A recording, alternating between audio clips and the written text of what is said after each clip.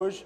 A gente vai falar um pouquinho de como a gente, em alguns projetos que a gente já fez junto e aqui na Rivendell, como que a gente vem implementando o DevOps aí nos clientes.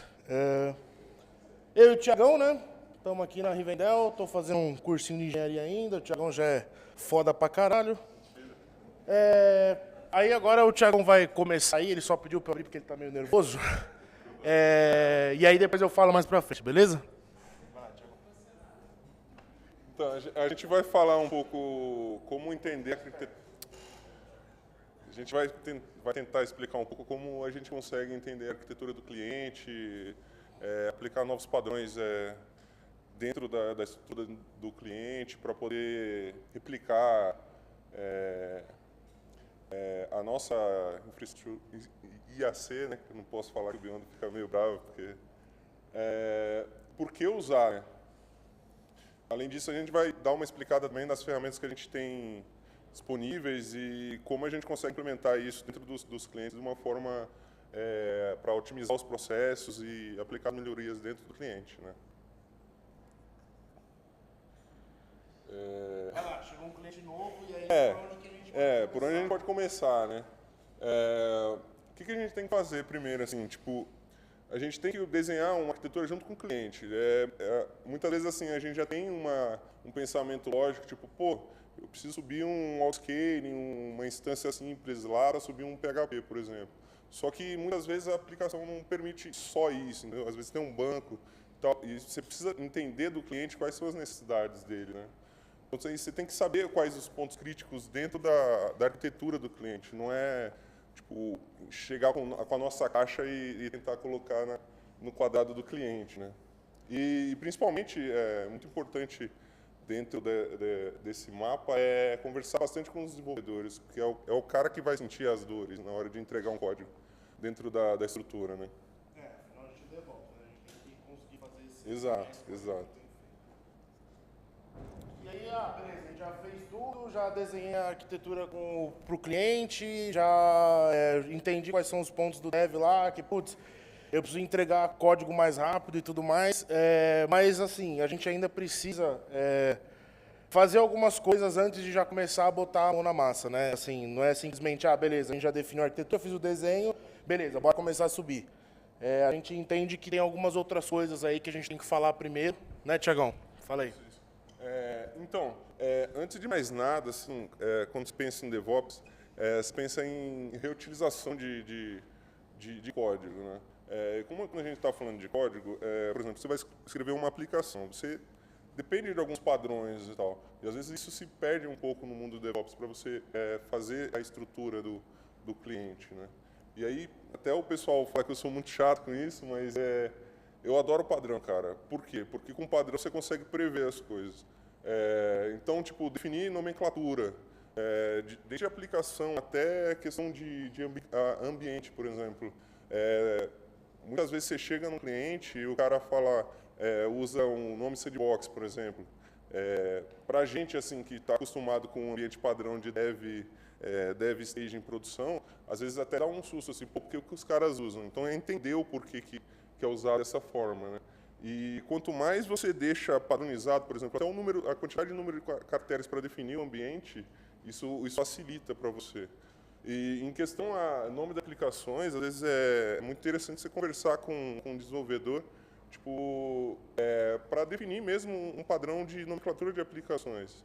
Porque às vezes até a gente se perde um pouco com isso, tipo, de colocar uns nomes mais bonitos em algumas aplicações e, tipo, ela não diz exatamente o que ela está fazendo, não está associada a nada, entendeu?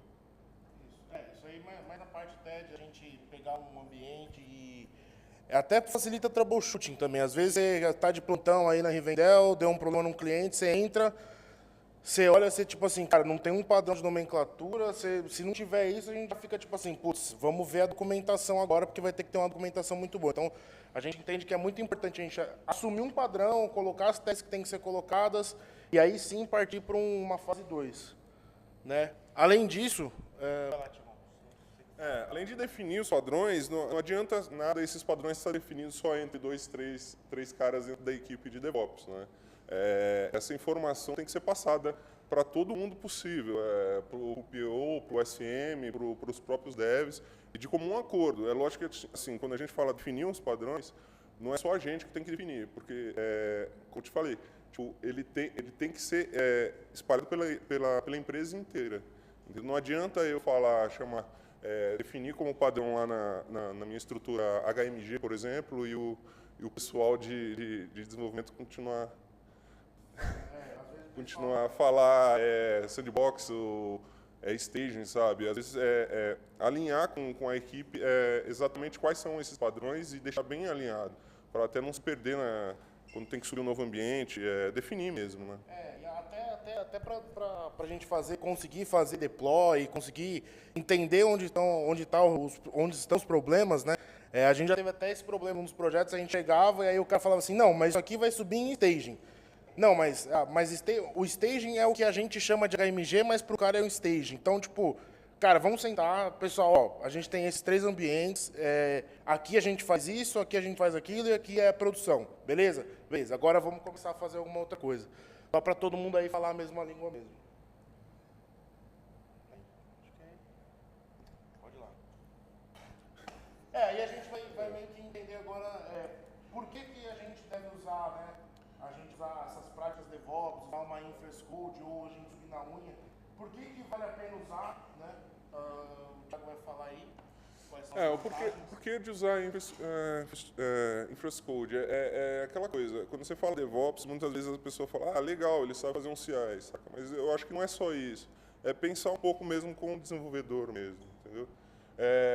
Cara, as vantagens são infinitas. A manutenção do ambiente mesmo, a facilidade, por exemplo, o cara precisa de um segundo ambiente de homologação.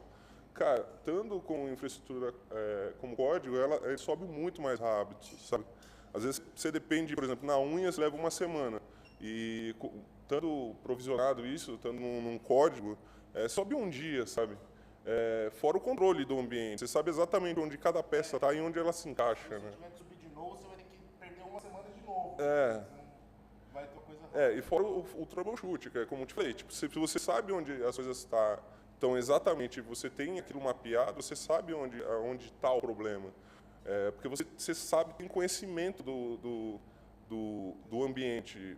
Lógico, a gente tem documentação e tal, mas às vezes, por exemplo, não é pensando só em mim que dou a manutenção do ambiente. De repente, amanhã ou depois, outra pessoa vai dar manutenção naquilo ali e não vai ter a noção exata através do documento. Mas com código você sabe exatamente o que está subindo e como está subindo. Né? Você não vai ter que entrar lá e olhar. E aí, beleza.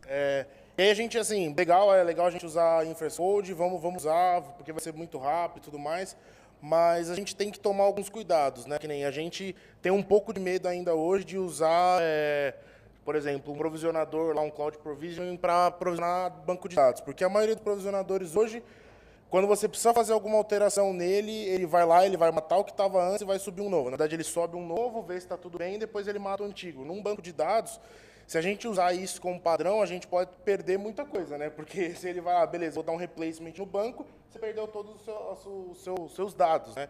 Então é legal a gente usar para rede, VPC, isso aí é maneiro, porque a gente consegue provisionar, deixar bem padronizado, o esqueleto como um todo a gente consegue ver ele bem. Para aplicação também, porque a gente consegue fazer uma vez e aí a gente replica para todos os ambientes, então funciona bem também. E normalmente a gente não usa só InfraCode, então a gente usa algum Configuration Manager, ou então você gera uma AMI e joga, então você consegue ter essa usabilidade, né, para aplicação. E Security Groups aí, assim, a gente até chega umas vezes a gente fala, putz, mas será que vale a pena usar? Às vezes você tem um Security Group General lá que tem... ele é muito mais volátil do que um security group que só de aplicação, né? O desenho do security group tem que ser bem estudado, porque assim, você tem que ter um security group de padrão para poder colocar uma forma mais geral, por exemplo, sei lá, tipo, entrada de uma VPN, por exemplo. Você define no security group padrão. Mas, por exemplo, definir um security group por instância, por aplicação, é muito importante também para você segregar conexões entre as aplicações. Isso pode ser importante, por exemplo, num ambiente PCI, num ambiente que te exige um pouco mais de segurança. Né? E aí a gente, beleza, isso é o Infrastructure Code, né, ali a parte mais da casca. E aí a gente sabe que hoje, com o DevOps, a gente tem 1 milhão de ferramentas. O Linux Man até mostrou, acho que no último Tech Talk, aquela tabela periódica de ferramentas lá.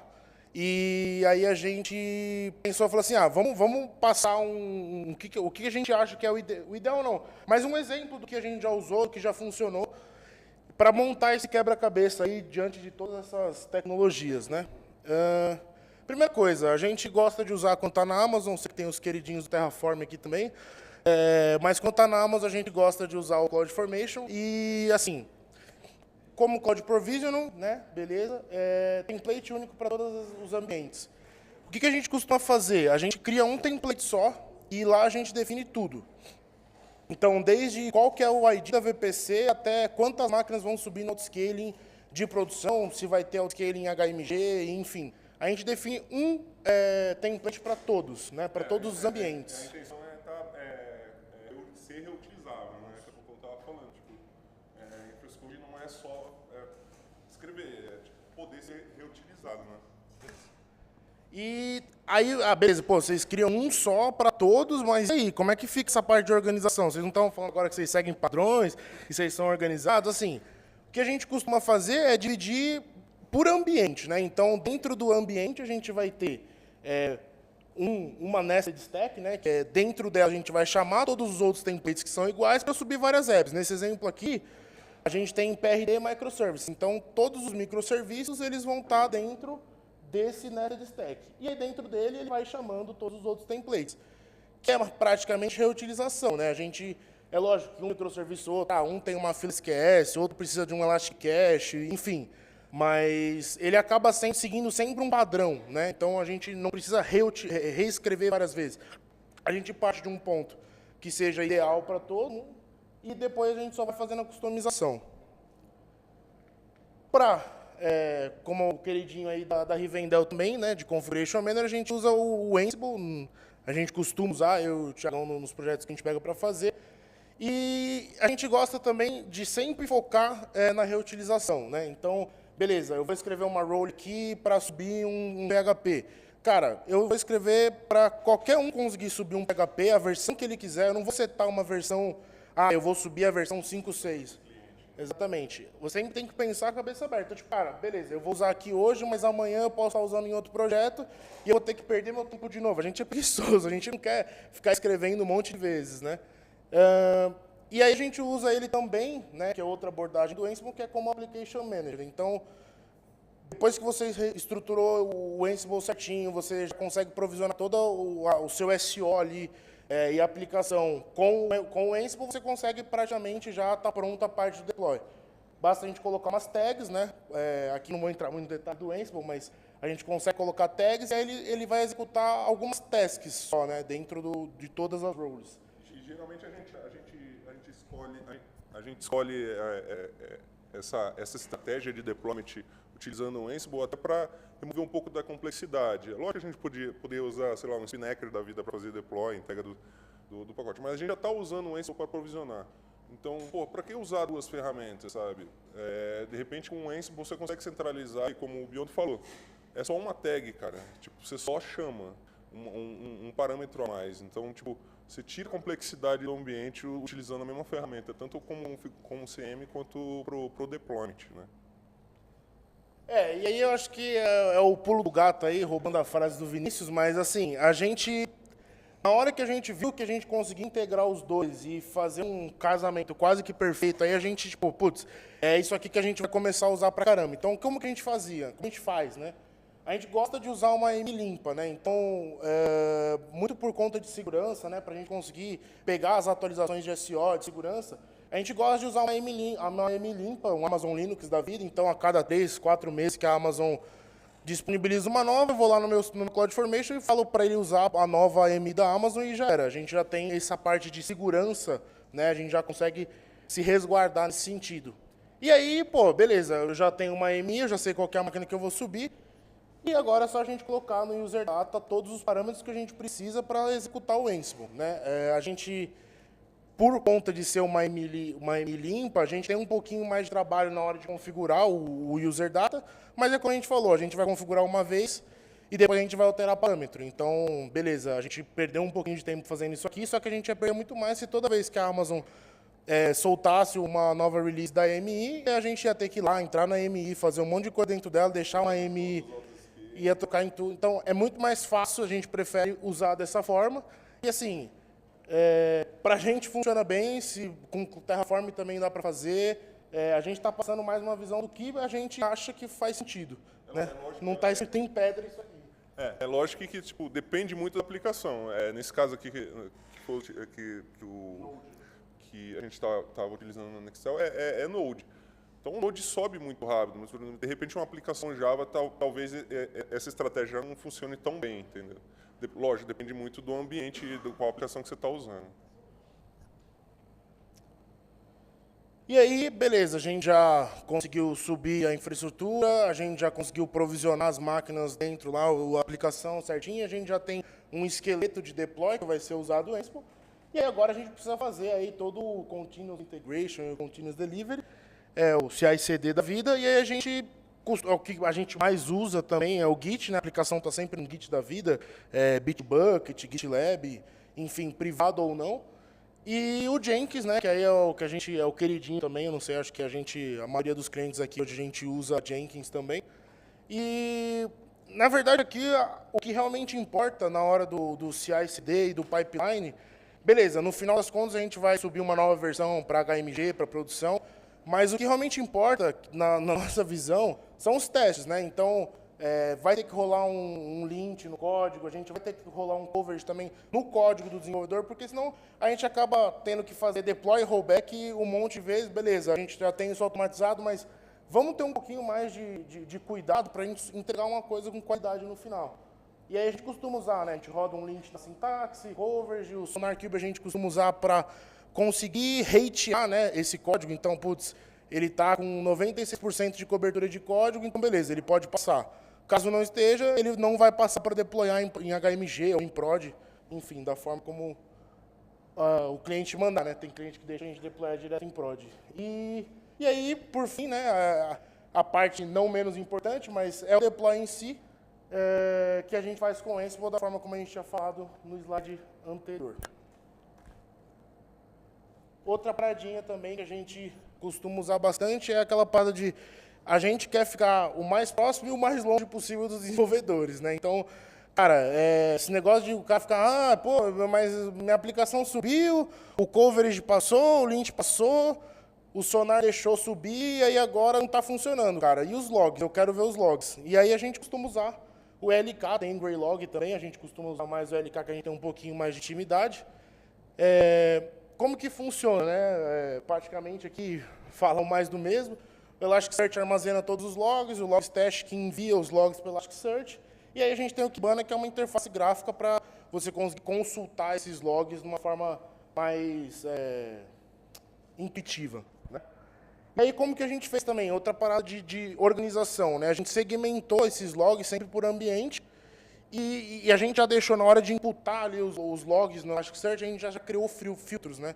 Então, na hora que a gente até tem uma imagenzinha aqui, a gente tem aqui, beleza, um Kubernetes de HMG, né? E aí a gente, bom, primeiro a gente segmentou pelo ambiente, e depois a gente tem aqui, a gente consegue filtrar por microserviço. E a partir daqui fica muito intuitivo realmente para o desenvolvedor conseguir consultar os logs sem ter que encher o nosso saco, né? Não é só dar a ferramenta para o cara, né? Tipo, várias vezes eu peguei dificuldade do próprio desenvolvedor de entender como funciona o Kibana e tal. Então, tipo, beleza, subiu um LK da vida, mas entregou para o cara só o URL. Às vezes, fazer um trabalho extra, assim, de separar por tag, separar por aplicação, por ambiente, facilita muito para o cara e até para você explicar para o cara como funciona, para ele conseguir ver os logs de forma mais clara, né?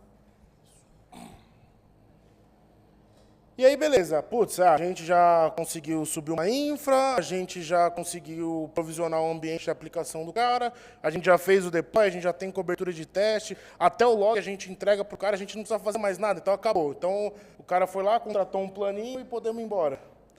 Não é bem assim. A gente consegue sempre fazer mais melhorias no ambiente de algum cliente ou no ambiente que a gente estiver cuidando, né? Então, assim, redução de custo, acho que a Rivendell aqui a gente faz muito isso, então é algo que é recorrente. Então, a qualquer hora a gente pode parar, vamos fazer uma redução de custo?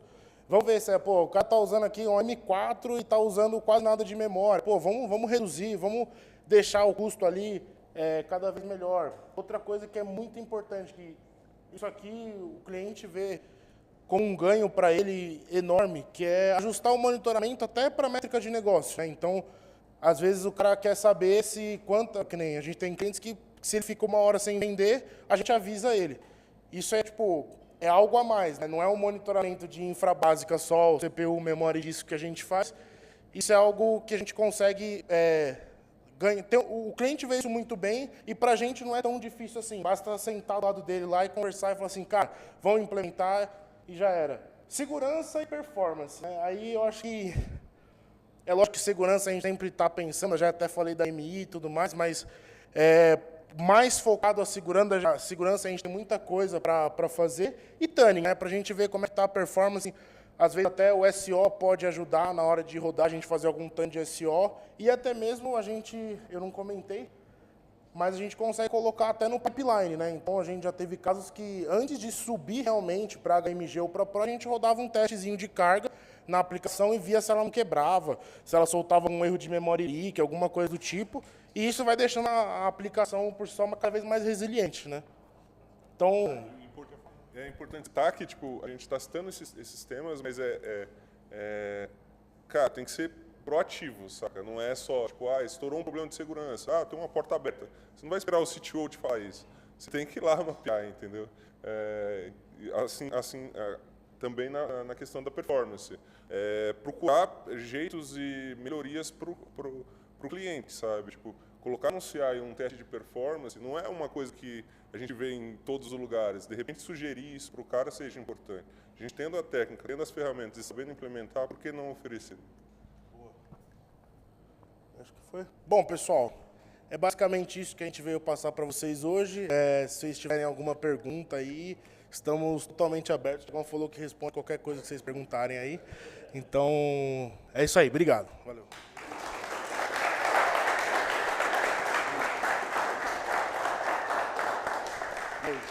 Perguntas? Eu sei que a gente explica bem, pessoal. Vocês não Hã?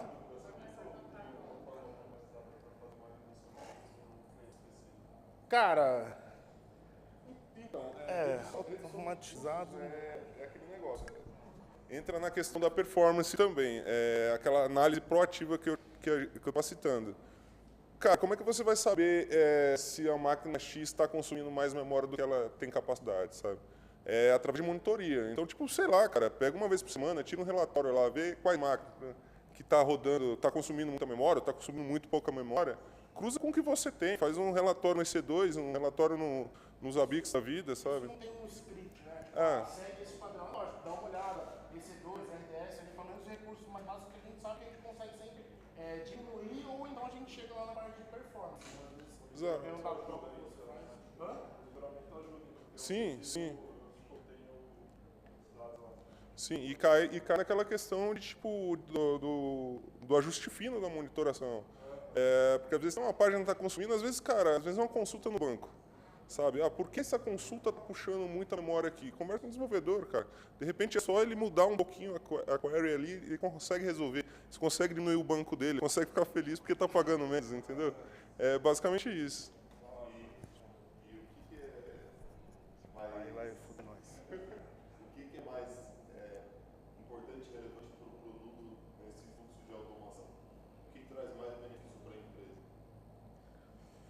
Cara, acho que a parte de sempre estar entregando ali coisa nova, eu acho que é uma parte que faz muito sentido, né? Porque o cara está querendo, ainda mais no mundo da tecnologia que a gente está hoje, o cara quer sempre algo a mais, algo novo, ele quer testar coisas novas. Então, acho que a parte de CI e CD ali é uma das partes mais importantes.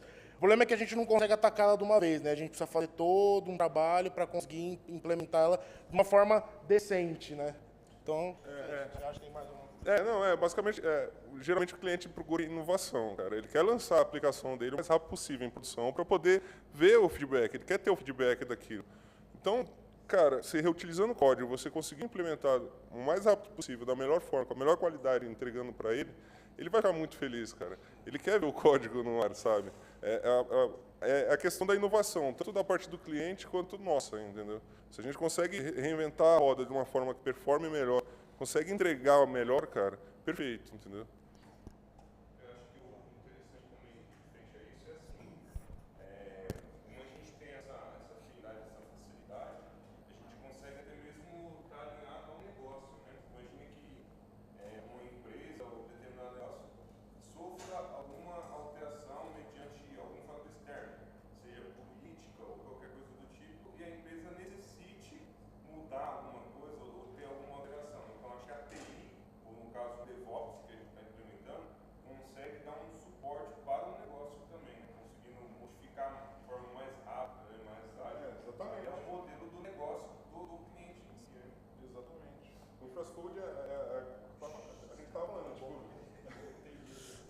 Tem 3 perguntas. É que a gente estava falando, a questão da agilidade facilita muito nessa questão de mudança de negócio mesmo.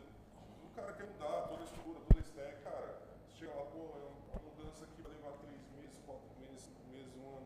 Cara, pelo menos no meu ponto de vista, DevOps é você fazer isso o menor tempo possível, sabe?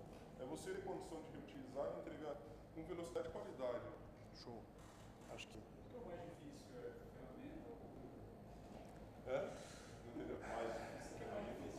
Nossa, que cultura, né? Cara, Pô, vai lá. eu diria que assim, é cultura, cara. É básico. É um pouco complicado, porque aquele negócio, ao mesmo tempo que o cliente quer inovação, quer coisas novas, quer usar um Docker, quer usar um Terraform da vida, às vezes, muitas vezes, ele só tem aquela ilusão que, pô, eu vou usar uma vez, cara. Pô, esse Terraform tem que sair mais rápido. Mas, cara, você tem aqui pronto, beleza, mas você nunca tem, cara. A não ser que você consiga fazer essa questão. Tipo, é o que eu estou te falando. Se você consegue reutilizar o código e entregar, beleza. Você consegue entregar rápido. Mas muitas vezes o cliente pensa que tipo, você é pastelaria. Você sabe como é que funciona? É pastelaria.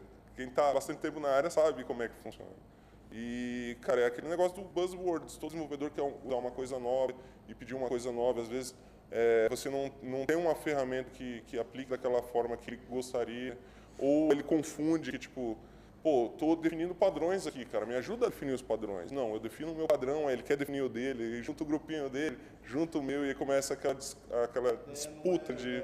E a ideia é justamente o contrário, né? Tipo, DevOps é integrar os dois, é conseguir, tanto eu conseguir atuar de uma forma sem atrapalhar o trabalho dele, quanto ele conseguir atuar na nossa parte de forma que agregue, cara, entendeu?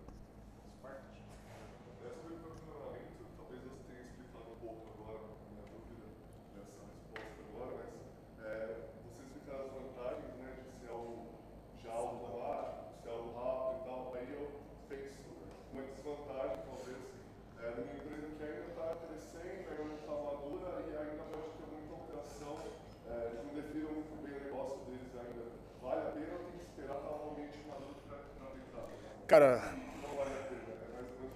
assim, eu não sei, acho que o Thiagão vai ter praticamente a mesma opinião, mas para mim sempre vale a pena. Por mais que tá muito volátil ainda, a gente vai ser um pouquinho mais chato, talvez a gente tenha que ter um retrabalho ali, mas na hora que o cara definir, vai estar aqui e falar assim, então tá bom, é isso aí, tá pronto, entendeu? Eu acho que não vale a pena a gente ficar discutindo e, putz, vai mudar semana que vem. Não, beleza, mas vamos fazer um aqui, que é o básico, porque a gente sempre sabe que praticamente a base é o quê? Um autoscaler, um load balancer, uma maquininha, às vezes tem um SQS da vida, tem um S3, um bucket, mas vamos já deixar ele meio pronto. Não sei se o Thiagão também...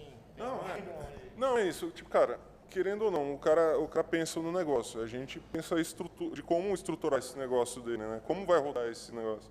E, cara, desde quando apareceu a Amazon, com esse novo conceito de cloud facilitando tudo com serviços, API e tudo mais para a parte de infra, cara, não houve outro estouro de paradigma nesse sentido. Então, cara, você já sabe o que tem que fazer. Então, tipo... Se uma startup que só precisa de uma máquina, cara, já coloca no Terraform, já coloca no CloudFormation, já provisiona. Porque aquele negócio pode crescer. Beleza, ele não cresceu. Você só provisiona uma máquina. Mas e se crescer? Você vai ficar fazendo trabalhinho de formiga? Não, cara. Você só muda um parâmetro ali e sobe 20. entendeu? Então, eu acho que é importante, eu diria até que é um pouco mais fácil se você consegue implementar isso desde o começo. Porque é o que eu estou te falando, a empresa tende a crescer, nunca diminui. Pensando nessa forma, fica muito mais fácil, entendeu? Numa empresa já maior, que não tem essa cultura e tem uma porrada de serviços legais, por exemplo, a coisa tende a demorar um pouco mais, porque é aquele negócio. Querendo ou não, você tem que fazer uma migração para a InfraCode. E não é uma tarefa fácil, porque você tem que definir padrões, e muitas vezes tem funcionários antigos na empresa que já tem os padrões deles e não quer abrir mão nunca, entendeu? Então você chega com uma ideia nova, ele quer inovação, mas ele só quer inovação do lado dele. Do lado de cá é sempre um pouco mais complicado, entendeu? Beleza, se vocês admin lá, minha empresa já está rodando e tal, no AWS, mas ainda não tem a cultura, não tem pipeline, com as 30, 40 aplicações. Por onde começar? O que eu tenho que fazer? O que eu faço para ajudar? Então, é o que a gente estava falando nos slides, é definir padrões. Definir os padrões, a questão de nomenclatura, dos ambientes e tal, e isso tem que estar bem definido. Cara, eu no meu caso, eu diria até que no caso do Biondo também, separa um dos ambientes para colocar tudo no padrão. Coloca no padrão, na homologação, por exemplo. Coloca tudo no padrão. Deixa em forma paralela, deixa ele rodando do jeito que ele estava rodando, cria um novo do lado e vira a chavinha. E bota na mão dos caras para testarem. Quando ele começar a ver que o código dele está chegando bem mais rápido em homologação do que ele imaginava, que fazia no método antigo, eu acho que ele vai começar a enxergar e vai começar até, de certa forma, ajudar que passe nos outros ambientes esses padrões, entendeu? Eu acho que padrão é importante, eu acho que também, assim, beleza, tem 30, 40 serviços, aplicações. Cara, vamos parar, vamos sentar e vamos desenhar isso aqui. E vamos ver, será que realmente precisa das 30? Ou será que não precisa de 60? Não sei. Dependendo, às vezes o cara tem uma aplicação lá que faz 1 milhão de coisas, é melhor a gente até dividir. Então, o desenho e a gente estipular os padrões no início, eu acho que é fundamental para a gente começar a poder fazer alguma coisa. O único problema de às vezes dividir a aplicação eu te falei, Parte de desenvolvimento. Você tem que refazer a aplicação de repente, às vezes não compensa para o cliente fazer esse trabalho. E aí você tem que ter o jogo de cintura para poder encaixar o seu modelo da melhor forma possível, pensando em reutilização de código, nos padrões e tentar aplicar os padrões mesmo na aplicação legada. Eu sei que é difícil, não é simples, muitas vezes você tem um puto esforço e acaba deixando, tendo que fazer retrabalho. Cara, olha como isso aqui é lindo, pelo amor de Deus. Entendeu? Você tem todo domingo, sei lá, dá pra fazer um monte de coisa. Exato. Começar a implementação. Entendeu? Sei lá, faz um CI simplesinho para ele, de uma aplicação X, sei lá, pega a aplicação core do cara, que tipo, pô, isso aqui roda pra caramba, meia hora para compilar e tal. Cara, pega e tenta melhorar esse processo, entendeu? Mostra pro cara, de repente é o que o cara queria ver de você, é o que o cara tá esperando na verdade de você, entendeu?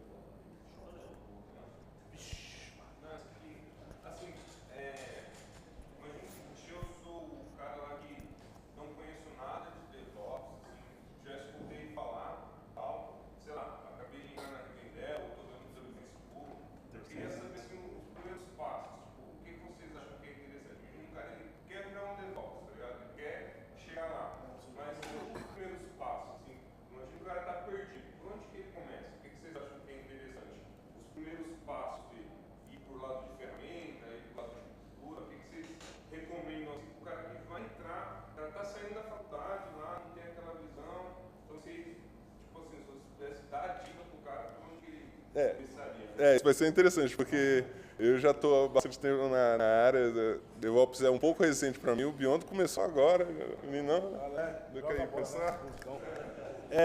Cara, eu acho que não existe, não tem como você falar assim, foca na cultura ou foca na ferramenta.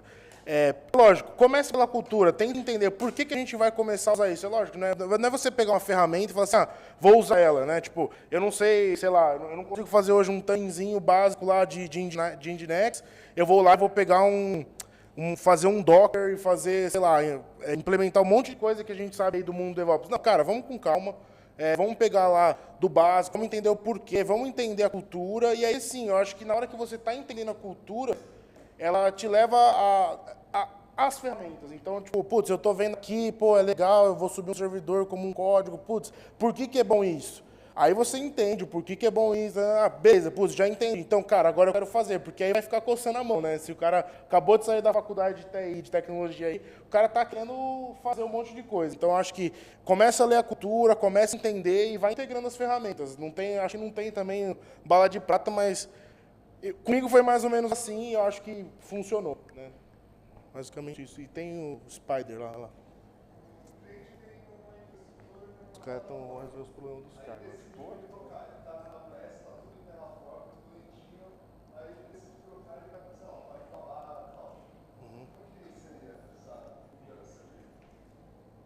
Cara, a gente tem o Terraform aí hoje, que a gente consegue fazer grande parte do cloud provisioning aí em quase todas as clouds. O Alibaba Cloud acho que não tem ainda. Mas assim, beleza, se a gente encontrar alguma dificuldade, puta, eu tô indo pro Alibaba Cloud aqui e não tem um Terraform da vida para provisionar. Cara, você vai ter que provisionar na mão, ou você vai ter que fazer algum script, o cara vai ter que disponibilizar alguma API, alguma coisa para a gente conseguir fazer isso de forma automatizada. E beleza, a gente não vai conseguir fazer um Cloud Provisioning, mas um Configuration Manager a gente vai usar. Fazer uma stack de logs para o cara, a gente vai conseguir fazer. Um monitoramento detalhado, a gente vai conseguir fazer. É lógico que no mundo ideal das clouds aí que são mais comerciais, né, que são maiores, eu acho que a gente consegue implementar tudo. Mas quando a gente está falando de coisas de clouds menores, a gente consegue implementar pelo menos uma parte. E, cara, mostra pro cliente que é melhor para uma outra cloud, velho. É aquele negócio, tipo, cara, geralmente em cloud hoje em dia, cara, quase todo mundo tem API hoje em dia. Dá uma estudada, cara, abre o manual lá, de repente é o que o Bento tá falando, tipo, é um shell script, é um front-endzinho que você cria ali, você consegue consegue reutilizar isso em vários outros clientes, de repente, entendeu? Não só numa cloud, não é? É lógico, hoje a Amazon domina, mas, cara, tem vários outros players aí que, tendo a ideia de DevOps na cabeça, da reutilização de código e daquela flexibilidade que você precisa ter para poder aplicar esses conceitos, cara, você consegue fazer em qualquer cloud, até em um bare metal. E aí, pessoal? Valeu.